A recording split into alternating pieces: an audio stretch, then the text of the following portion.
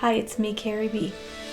Please don't forget to like, share, subscribe, and comment, and ring the bell so you'll know when I go live and release new videos. Thanks for watching.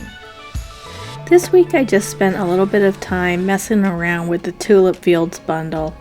It's a Tulip Fields stamp set and a Windmill Fields dies set. My last video I showed you how to make a really cute windmill card with the Windmill Fields dies. And this time I'm featuring the Tulip Fields stamp set.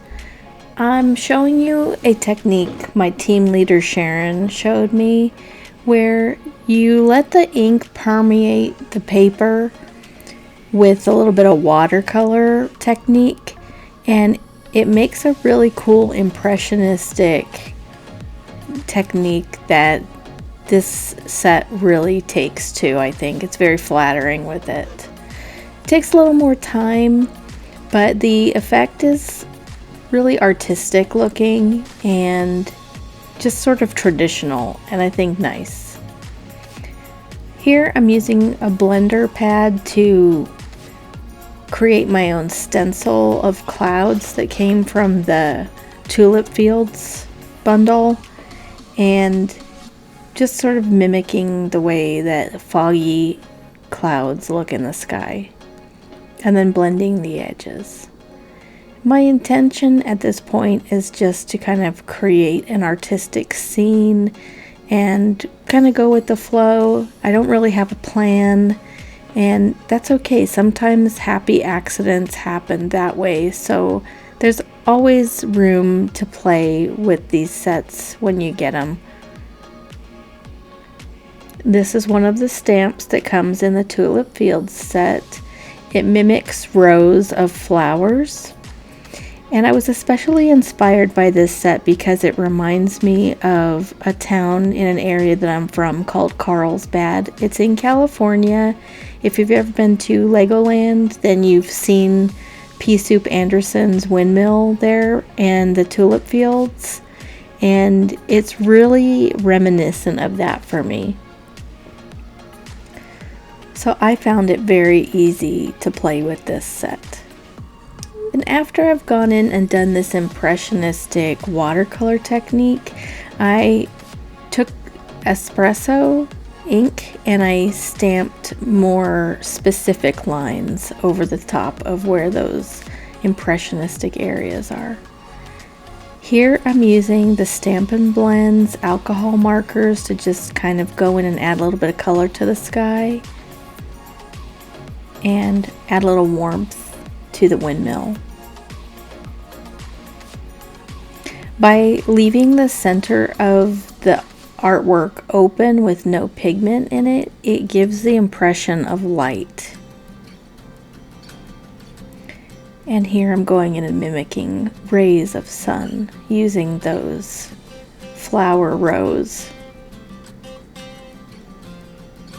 This is a super popular technique that's being used right now with the Waves bundle that's been available. So that's where I got the idea for that. And a little more alcohol ink to define the windmills a little more. Now at this point I could leave these windmills together and use them on a 5x5 card front. Maybe something about a couple or something like that. But I'm going to divide this artwork up into be able to use it for 2 cards. Here I'm using the Flowering Fields Designer Series paper.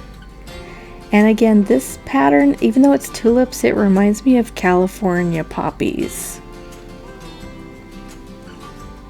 And I'm going to take these fragments and I'm going to mimic the rays of the sun again and just kind of give it a modern twist. It's very simple. All you have to do is cut triangles and then arrange them with the points toward the center. And I'm going to glue these down, and then I'm going to trim it to fit the front of a standard card, which would be 4 1/4 inches wide by 5 1/2.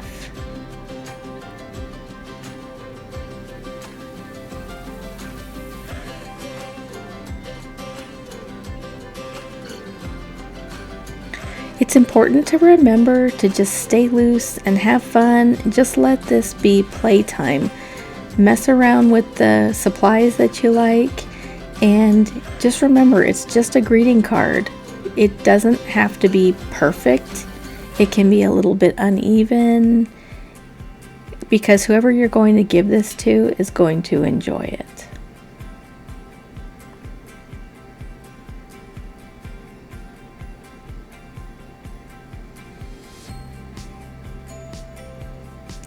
Next week I'll be featuring this same set. I hope you'll tune back in and watch as I turn that little stamp into a real active windmill. See you then.